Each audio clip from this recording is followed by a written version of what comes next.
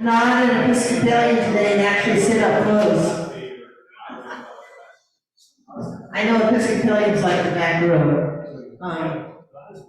The delegates that went to council last, 2 weeks ago, are going to give a presentation, so we're also going to have time for question and answer. So we're going to go ahead and get started here.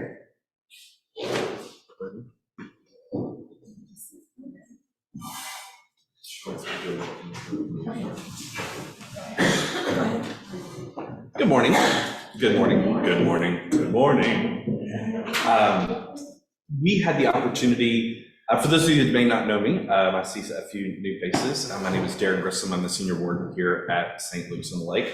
And myself and Deborah O'Neill and Craig and with Reverend Ann went to Diocesan Council a few weeks ago, and 2 weekends ago, I suppose. Was that last week? 2 weekends ago. I'm not really good on my time. And so we wanted to kind of report back on our own experiences and what we learned while we were with our fellow Episcopalians in the Diocese of Texas. And this was the fourth council I've attended, either here or at a previous parish.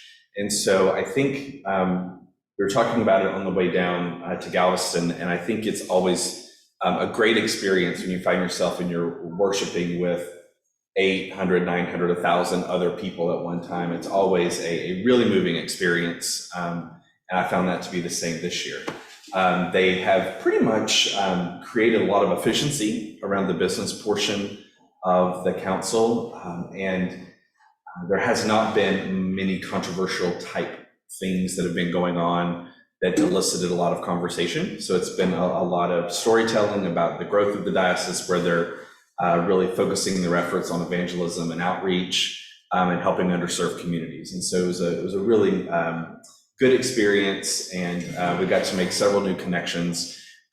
It's just it's a very quick experience.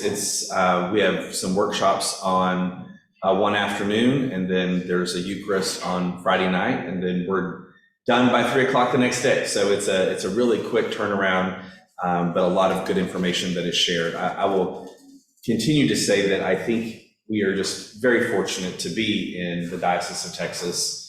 For those of you that may not know, back in, I think it was 6 years ago, St. Luke's, the Diocese of Texas owned the St. Luke's Episcopal healthcare system. So you think of St. Luke's Hospital in Houston. Those were all assets of the Diocese of Texas, which afforded us many, many unique opportunities to serve others. And there was a lot of discussion back at that time around how to best use that asset. And really what they settled on was to sell that and receive the nearly $1.3 billion with a B in that sale. And because the diocese did make that decision and they made that sale for $1.3 billion, they created the Episcopal Health Foundation. The Episcopal Health Foundation has the ability to fund, because of that transaction, a remarkable amount of work throughout the Diocese of Texas. Most notably, that impacts us here at St. Luke's on the Lake. Last year, they made a $200 million grant to the Bishop Quinn Foundation, which is a diocesan grant fund that will cover clergy and family medical care in perpetuity. So those were things that we paid as a parish, and we had to pay. We had a separate insurance assessment that we had to pay. It ends up saving churches around $500,000 a year collectively, because they're able to fund that through this grant from the Episcopal Health Foundation.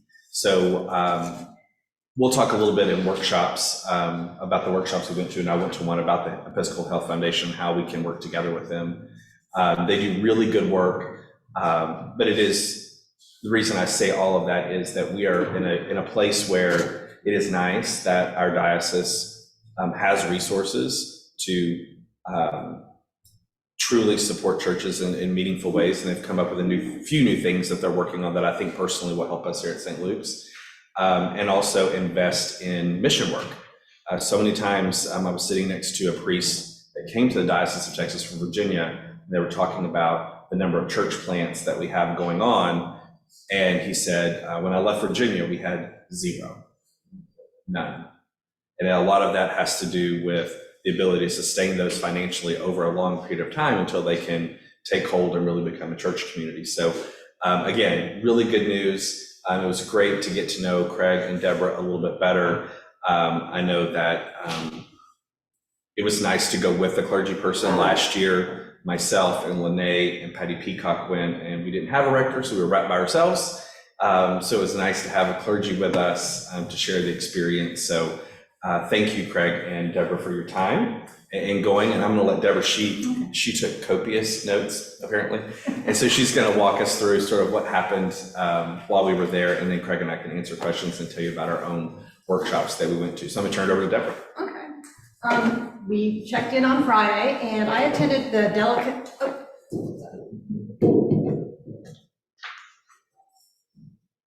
We checked in on Friday, and I attended the new delegates meeting and learned that there are 110 Episcopal dioceses in the United States, and each operates by constitution and canons. And every diocese has a council every year, and that's what we were voting on this year. We were voting on any revisions to canons, and we were voting on certain committees, executive board committee, and the committee, I think I have it a little later on. I'll talk about the 5 different committees we were voting for nominations. In Texas, there are 5 dioceses: the Dallas Diocese, Diocese of the Rio Grande, which is Marfa, Fort Stockton, the state of New Mexico, and El Paso. Diocese of Northwest Texas goes to Borger, San Angelo, Midland, and Lubbock. Diocese of West Texas is San Saba, Victoria, McAllen, Harlingen, and Nuevo Laredo. And we are in the Episcopal Diocese of Texas, which goes to Decatur, Austin, Houston, Fort Worth, and Fort Worth. And we have, each diocese has their own bishops. We have Bishop Catherine K. Ryan and Jeff Fisher and Hector Monteroso. There are 7 dioceses that are under the bishops. And departments under the bishop was Camp Allen, Communication, Disaster Relief, Episcopal Health Foundation, Financial Services, Human Resources, Mission, Amplification, Wellness, Technology, and Canon to the Ordinary. My second workshop was Reaching Young Families. And some of these were case studies. St. Richard's and Round Rock used my Google Maps to see where young families lived, and they did a cookie delivery system. And once they passed out cookies, and they had a point family in the congregation, and those people in the neighborhoods could call the point family as their contact person. The point families had socials. They had parents over for activities, and they also had the parents and children come for activities. King would use their school playground to meet young families, and the principal or the clergy goes out during the parent drop-off line, and they meet every day. One or the other will meet families personally, shake their hand, and get to know the children. Holy Spirit Church and School, the principal moved her office from the school into the church as a way to get the members of the school parents to come into the church and see the church. And they did dual events as trunk or treat, blessing of the animals, even stuffed ones, movie night, and linking middle schoolers with their SREN program. And SREN is Seniors, Retirees, and Empty Nesters Group, for oral history interviews as a way to connect the seniors with the young people. For Shrove Tuesday, they have a restaurant that holds up to 125 people, and they had half the church and half the school come to the restaurant for Shrove Tuesday. And now, because it's been so successful, the restaurant gives discounts to the families coming. Good Shepherd in Katy, Texas has a family service. It sounded very much like our ministry on the lawn. And they had the children run the service with some staff assistants, and then parents and grandparents are invited with coffee and donuts being shipped afterwards. St. David's in Austin paired up with the school to become reading buddies. The Friday night evening Eucharist was very moving as 4 lines of clergy in their red vestments merged into 2 lines and processed into the hall. And it was very stirring to see. They were young, old, men, women, all different ethnicities. And that was just very stirring for me. And then the church banner followed. And the music was from all the area churches. They had jazz bands, they had council choir, and they also had a choir of delegates. The different delegates could have choir members joining us. The program was in Spanish and in English, and that was interesting. Half the program was one side Spanish, and the other side was in English. So we went back and forth between the two. Saturday, the business meeting, we were voting for the executive board, the standing committee, deputy to the general convention, trustee of the church corporation, and trustee of the University of South. And rarely, it usually takes about 2 ballots, but we actually had to go through 4 ballots because there were 18 pages of biographies on all the people that were running. So it was really interesting to see how many people were going for positions. St. Luke's, as Ann has said, we found ourselves front and center. And I had the William Fowler, who had done the dispatch committee meeting, was directly in front of me. And I had attended a pre-video council, and the treasurer, Linda Mitchell-Riley, was talking, and it took me like 2 days to get through all the business, all the financial part of the council. I turned to Craig and said, please don't let me fall asleep during the financial and treasurer's report, because I was so that is not my strong suit. I was so positive I was going to start dozing off. But she gave a very stirring speech.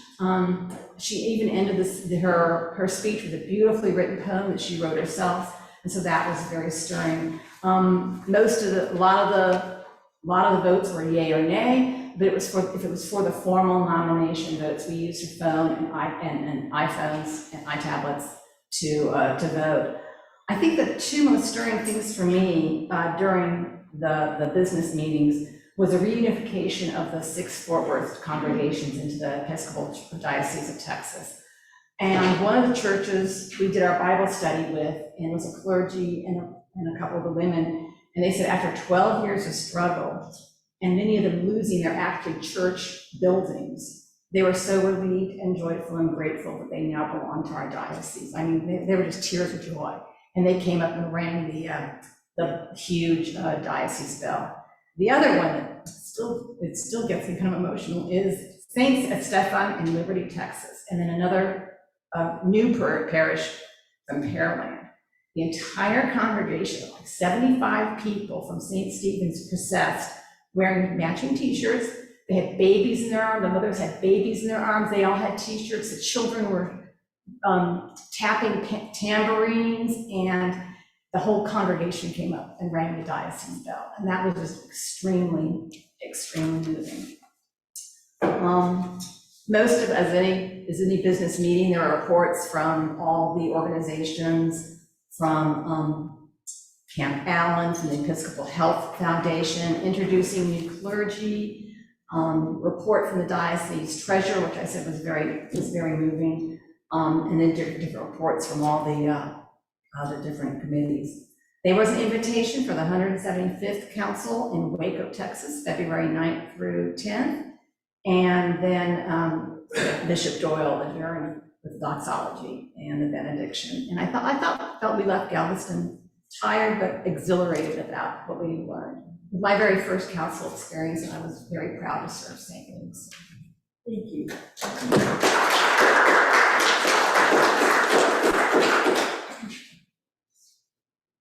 All right, I'll just add a couple of things, and some of this will be a repeat from things that Darren and Deborah covered. First of all, I just want to say what an honor it was for me to be there to represent all of you and St. Luke's at the council meeting. One of the real highlights, and Darren mentioned this, was the opportunity to worship with nearly 1,000 people in this room. So very, very powerful. And that included about, I think it was around 230 clergy members. So really, really kind of a very, very energetic experience to be able to do that.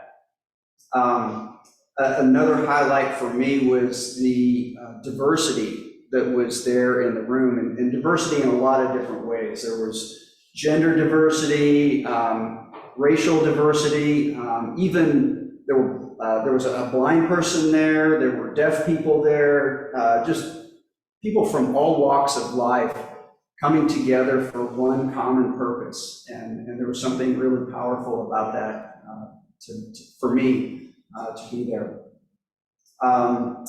Deborah mentioned the next council meeting is February 9th and 10th in Waco. And what I would say is if you get a call to be a part of that, clear your calendar and do it. It's well worthwhile. I'd do it again in a heartbeat. It was really amazing experience. The business side of it, there wasn't anything particularly controversial that was voted on this year. So that part ended up being kind of easy. And the interesting thing for me is when we're electing these people, you've got these little bios that you read, and these are all good people. You know, it's not like when you go to the ballots in November, you know, there's some weirdos on there and all of that. But in this case, it's like, wow, how do I decide between this wonderful person and that wonderful person? And so for me, I just did it through prayer, and you know, somehow came up with a response as to here's how I'm going to vote. And I feel very confident that the people taking those positions will serve us very well. So those are just a few of my highlights. Like I said, really good experience. What other workshop did you go to besides the new delegate one? Yeah, so I went to 2 workshops. They have 2 versions of the new delegate workshop. So I think Deborah and I were in different sessions of that, which is really valuable. Just they give you a lot of background information, and so that was very helpful. The other one I went to was on canons and stuff like that. So it's basically the rules by which we operate, and these were things that we were going to be voting on. So they spent some time kind of answering questions, going through the proposed amendments and changes. And this year, nothing very controversial. It was mostly changes to wording, making some gender neutral terminology where it said, and he will do this, that, you know, they changed the wording to be more gender neutral. So a few things like that. That session was pretty brief because there were not too many changes to the canons that were being proposed. So shall we open it up for questions? I'm going to come back and talk about the workshops. I didn't want to do that.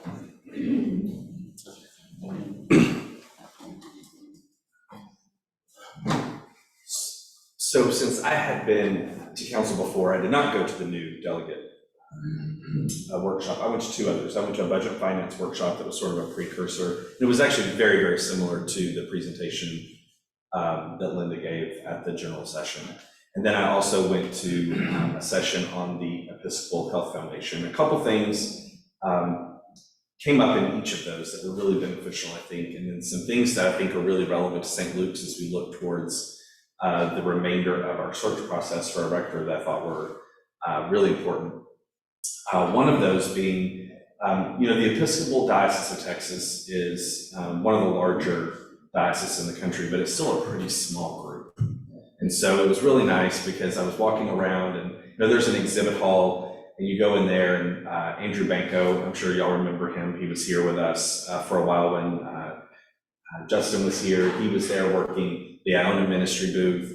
I encountered several people that are now rectors that were seminarians at a previous parish where I was involved, folks that move around. So you really do see a lot of familiar faces when you go to something like this, which is really nice. But I went to the budget finance meeting first, and it was very typical. I will tell you, just as an overall health of the diocese perspective, last year we did it, and then we did it again this year. We essentially adopted a budget that was $1 million deficit budget. Okay, what you have to realize is over the years leading up to the pandemic, the diocese accrued nearly $9 million of excess revenue that's sort of sitting over in an operational fund account that they performed better than budget year over year over year. And so when they adopt this $1 million deficit budget, there's actually this pool of $9 million extra dollars that they can pull from to supplement that. So they understand it's not something they can do year over year in perpetuity, but they definitely have the resources available to draw down this excess fund. And so that took a little bit for people to wrap their head around, but it was good to be able to walk through it, see where they're spending their money. They, just like everyone else, there's a lot of fixed costs that are increasing right now, from salaries to the cost of insurance. Even though they have a grant for it, it still costs more money. The facilities in Dallas, and then also, as we talked about this reunification of Fort Worth, we now have an additional bishop support person, and an additional diocesan office in Fort Worth. So all of those expenses go into the new budget, which is obviously raising our expenses. And they have a 1-year moratorium on assessments for all of the new parishes in Fort Worth, so they can kind of get their feet underneath them.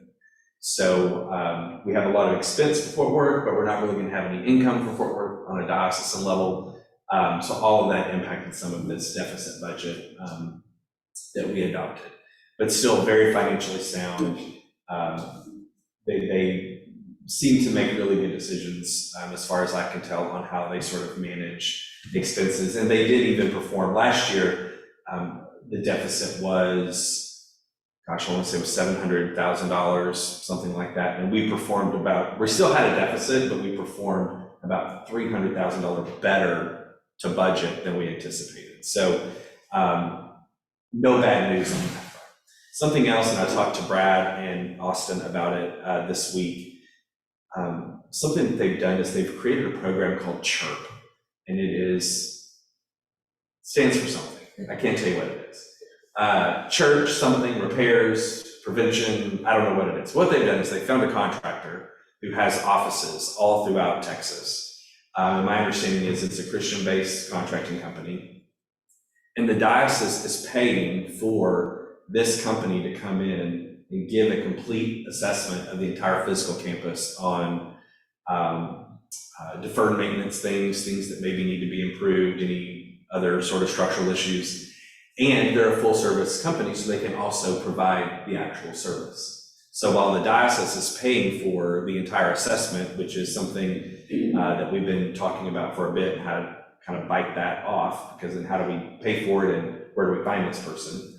This is actually a great service that the diocese is offering churches of all sizes. You can go to this one place. Now, we're not on the hook to use them for the repair services, but they will give us estimates of what they cost. And it really gives this information to a church if they need to build a campaign around deferred maintenance or capital improvements. You really have an actual idea of what it's going to cost to do the things that you need to do. So a really good program. I reached out to the CFO and the controller and then the real estate guy to set up a meeting so we can talk to him about what that might look like here at St. Luke's. So really excited about that. Really, really nice service they're providing. Then I went to the Episcopal Health Foundation, and this is one of those places where I saw a familiar face. So in our family, my wife was a charter member of St. Albans Episcopal Church down in South Austin. That's where we went to church for the first 15 years that we were married.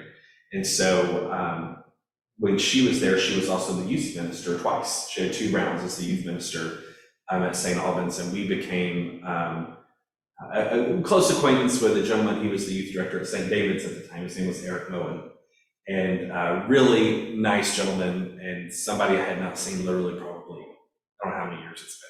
So we go to this Episcopal Health Foundation workshop, and then there he is. He's actually working for the foundation now. He's presenting the workshop. And I thought it was interesting because there's a lot of things that they work on that maybe aren't as relevant to St. Luke's on the Lake. They have very targeted work that they do, and they do it directly with other entities. So when they do their health-related, specifically their health-related projects, they partner with other foundations and other government entities. They don't really partner with churches on that. What they're partnering with churches on is how to partner with your community. They're trying to build capacity of parishes to be a resource and a connector within the community for people who need different things. And it goes a lot to what Anne's been talking about, who's our neighbor and how do we serve our neighbor. And it's something that resonated with me because they have a continuum, if you will, and it's about how do you move from doing to partnering. And I don't remember every step in between, but so many times churches focus on doing because you have individual projects that are led by individual volunteers that have a passion, and we find ourselves just doing and doing and doing. And oftentimes, and we mentioned this a couple of weeks ago, thought was very timely. Many times when we look for people to serve, we look for people that have very obvious physical needs: food, shelter, transportation, those kinds of things. So this takes a little bit broader view of how you identify folks in your community that could use some support. And most importantly, and this, it was interesting to hear the conversation, one of the biggest things they run into are churches that identify a need in the community and they move to doing, and they end up providing a service that they think the community wants or needs, or the group that they've targeted wants or needs, without really engaging them to find out, what is it you want? What is it you need? How can we best serve you? And a lot of churches find themselves doing a lot of good work, but it's not necessarily the work the recipient is asking for.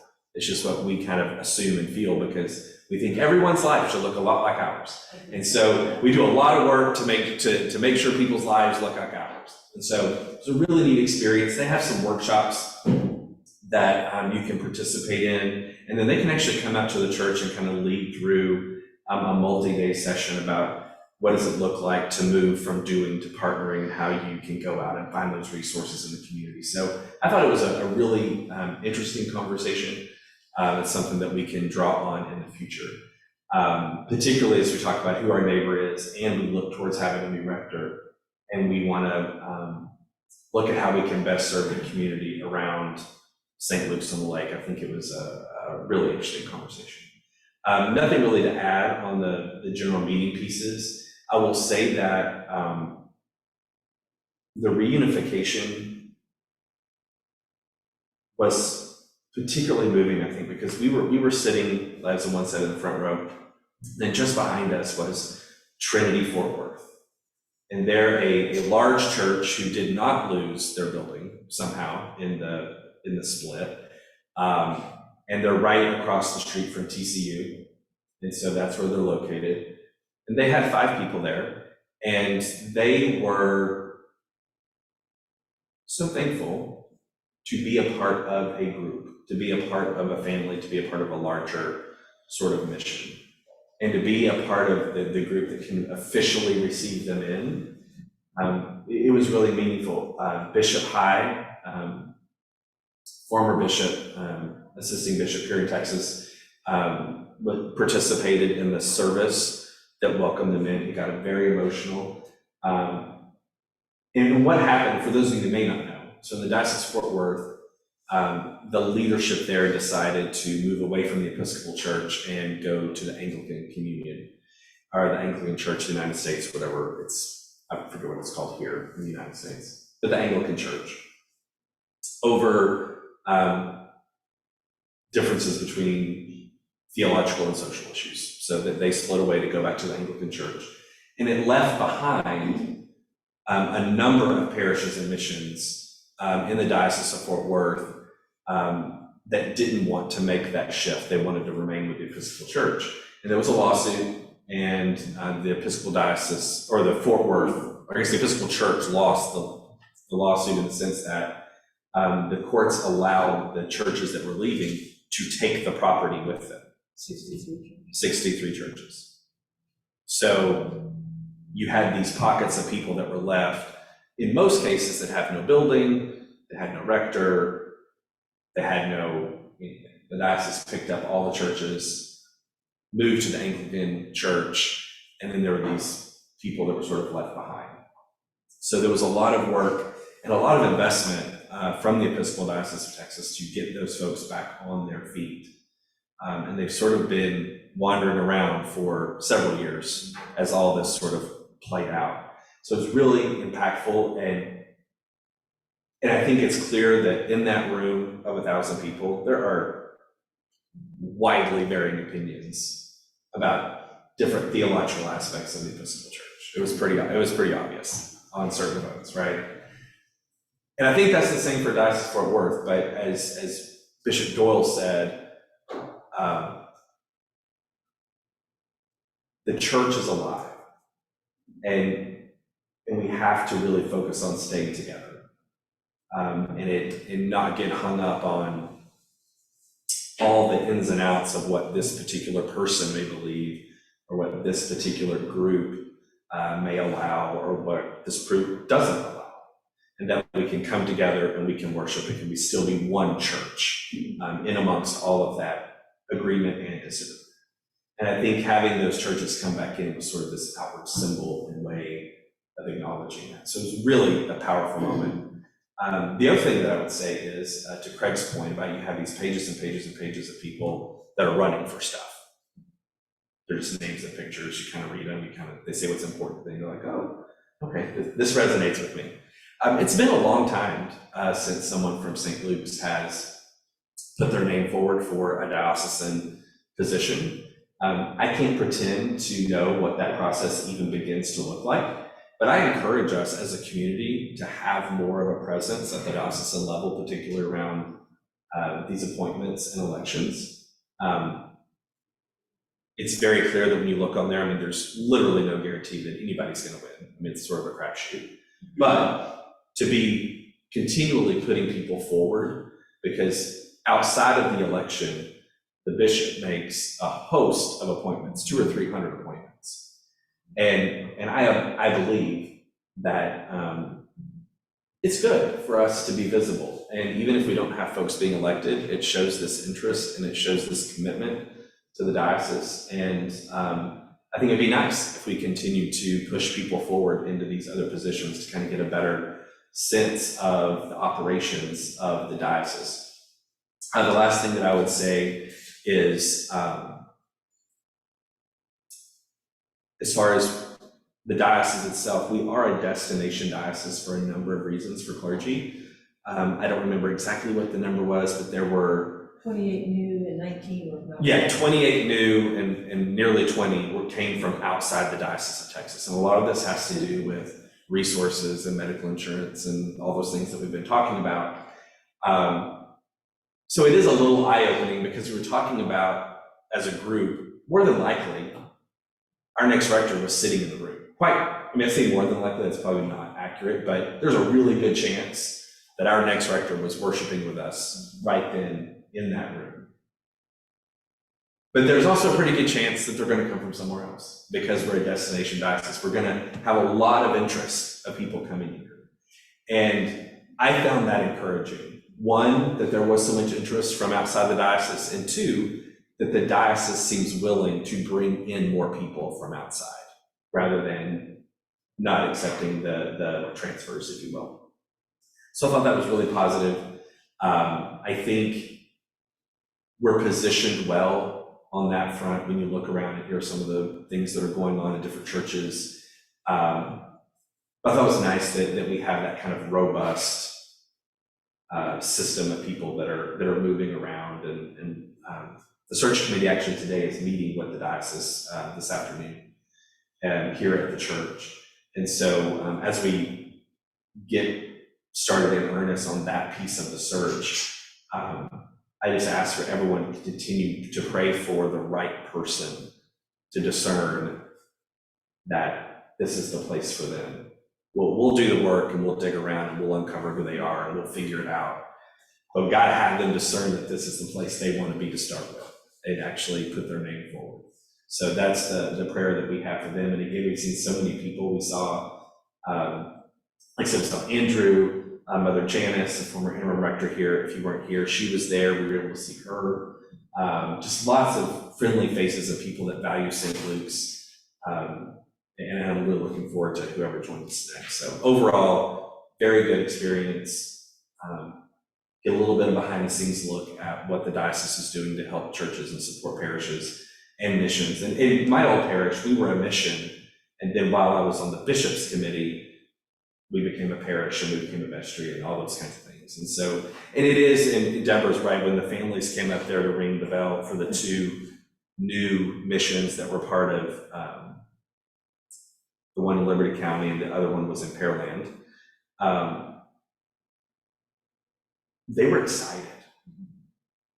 They were excited. I mean, we're talking, That's the itty-bitties too. yeah, kids, older people, young people. There was a palpable excitement about what they had done together. And it did give me a little bit of pause because I don't think we have to be exempt from that, even though we've been around for 60 years. I think that kind of excitement is healthy. And I think we have this moment ahead of us to recapture some of that. I mean, we can ring the proverbial bell ourselves, right? That it's a new beginning, it's a new time, we're excited to be here as a family. And when you look around, I was at church last week, I don't know if y'all noticed it, I didn't know like half the people in church last week. There were so many new people. I was like looking around like, where are these people? Like I've never seen them. And so I think we are blessed to be a growing community, at least in the sense of a community that people are really interested in looking at and joining. And so when we go upstairs at 10:15 and we're looking around at who's there and who's not, please take a minute to engage those folks. Because when I see everybody at council and I see these new missions and people are excited, those people wanted a church home. They're going to go find it. So if they come here, we need to be sure that we grab them, right? And let them know that we want them to be here because they're going to continue looking until they find that right place. And when you have those kinds of people that are passionate, excited, and they want to do those things, they're not just going to stop just because they found us. So, and for the view or whatever it is that might draw people here. So, good opportunities ahead of us. So, yeah. And if you want to say anything, and then we can take questions. Real quick, what was great was that Deborah and Craig, this was both their first times in the delegate. And unfortunately, diocesan conventions, councils, they're called conventions if they are in the northern United States. They're called councils if they're in the southern. So that's why you'll hear some places called councils, some called conventions. But it used to be the same, people went back year after year after year. It was always home week for them. But it became kind of sour, in the church. So again, thank you all for offering in Aaron's experience, because now he's been 2 years. But one thing I heard that I thought was so important was this diocese, any project that we come up with, we can't just let go of it and say, oh, but we don't have the money for that. The diocese is willing to help us, but they're not going to help us keep doing the same thing that we keep doing over and over and over again. Maybe it's not working.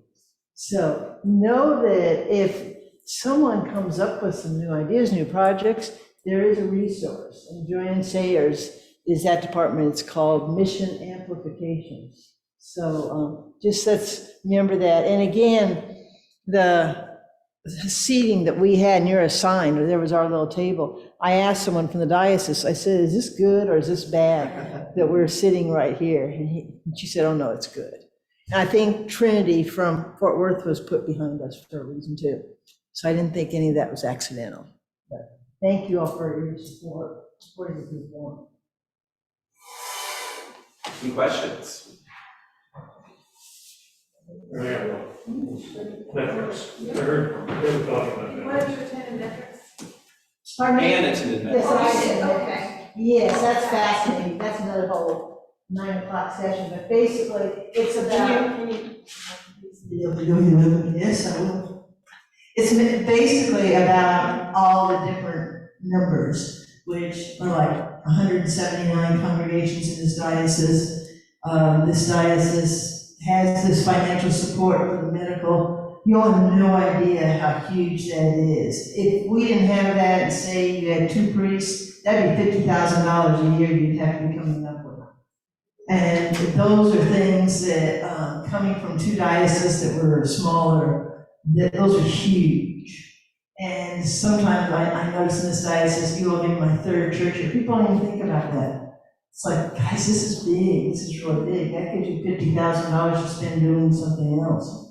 So, the metrics is all about the numbers and such. Thank you. To that end, one thing that was interesting, talking about the church nationally, we had,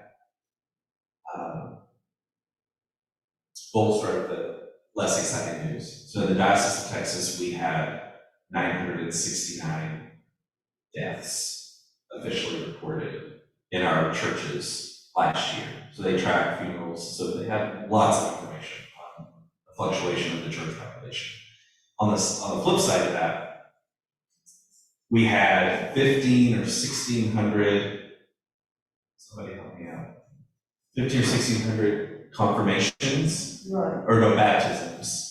Then there were like 900 confirmations or something. It was a lot. Other 21 new church plants, 19 of which are still going strong. Right, so the net gain was good. It was a positive number. But what was interesting is, I don't remember exactly, and I wish I would have written it down or at least paid more attention. But on the confirmation and the baptism number, each of those were by far the highest number in the country of any diocese that there was. Like 3 times as high.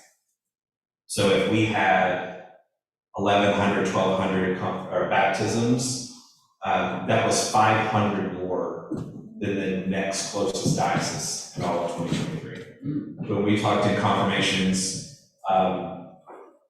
we had almost 1,000, I believe. That was nearly 3 times as high as the next diocese nationwide. Is that still true, normalized? Yeah. I don't think these were hard numbers. So I don't know the answer to that, because I think they're trying to figure out, I think there are other dioceses that have net losses. They have more people leaving the church and leaving the earth than they do have joining the church.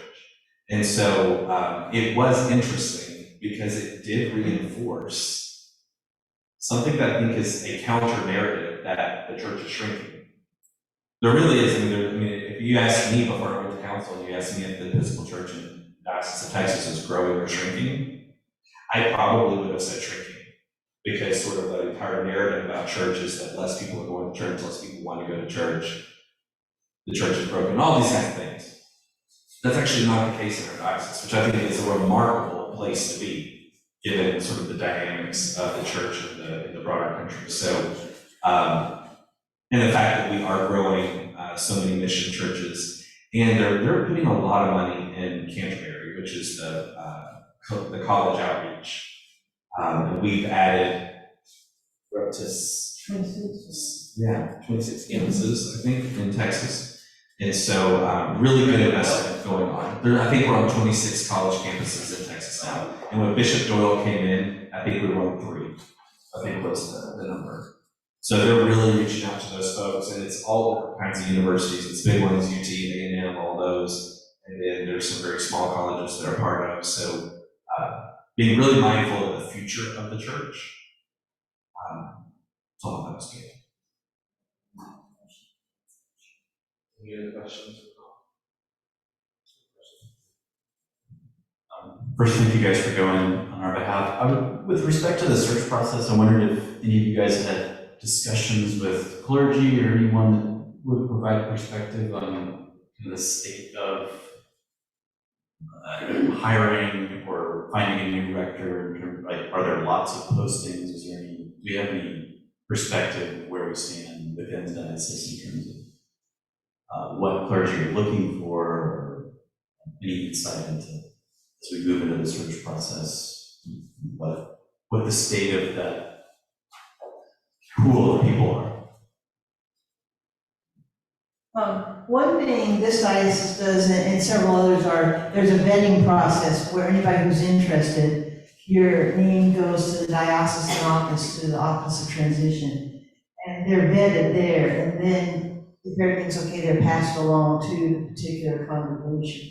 So we really don't know quite yet, Austin, where that is, but I do know 3 different priests came up to me and asked information about the church. So the word's already out there.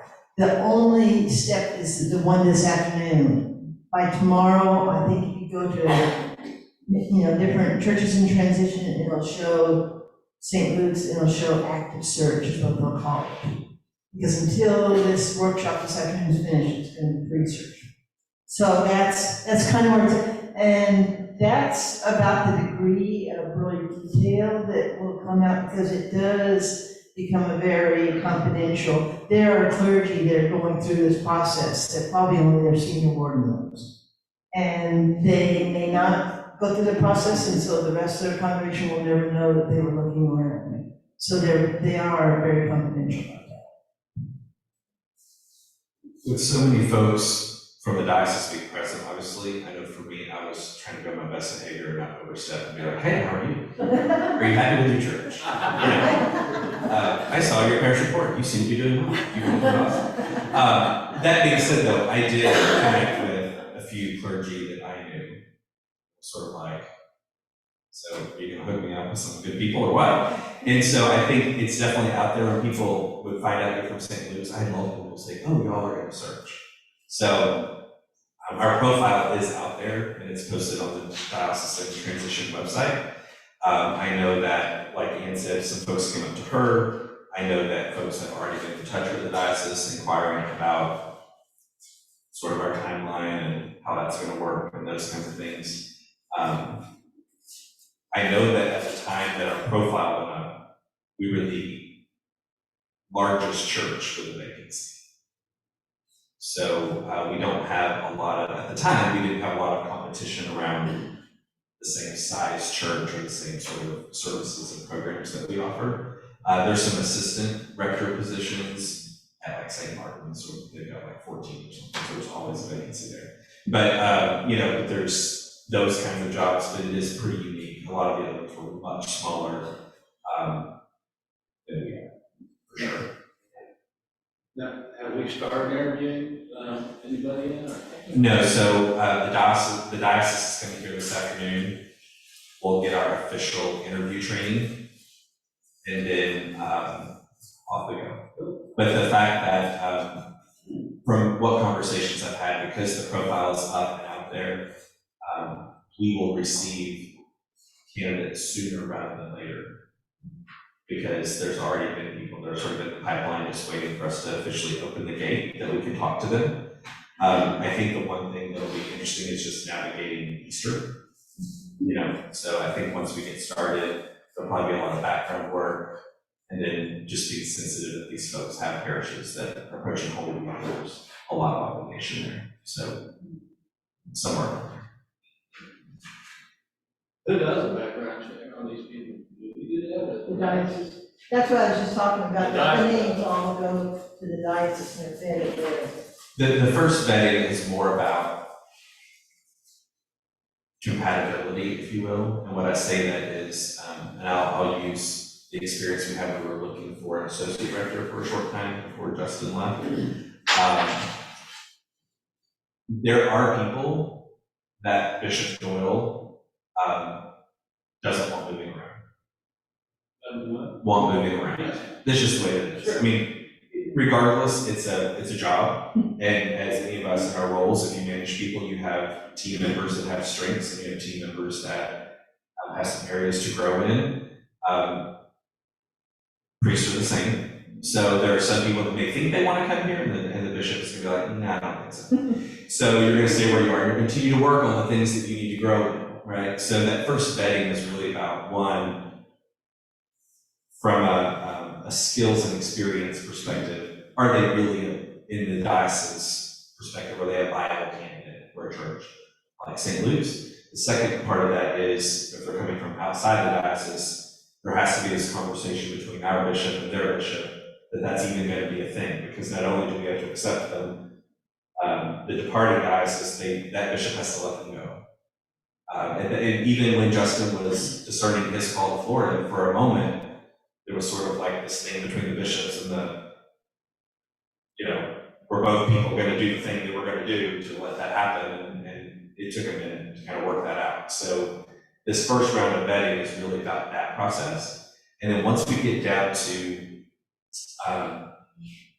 2 candidates, they'll do a complete, full background check on those folks before they come back to the search committee and say, yes, you're good. You can move one of those forward. And clergy go through background checks all the time, so they're on file with IOS.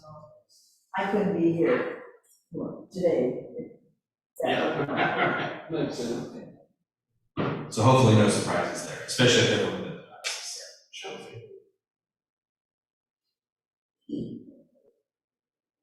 Anything else? Yes, ma'am. How we all stand and say the Lord's Prayer together.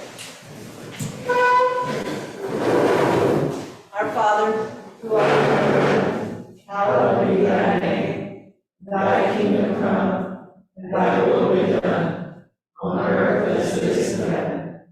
Give us this day our daily bread, and forgive us our trespasses, as we forgive those who trespass against us. And lead us not into temptation, but deliver us from evil. For thine is the kingdom, the power, and the glory, forever and ever. Amen. Thank you all for being here today. Thank you for your time.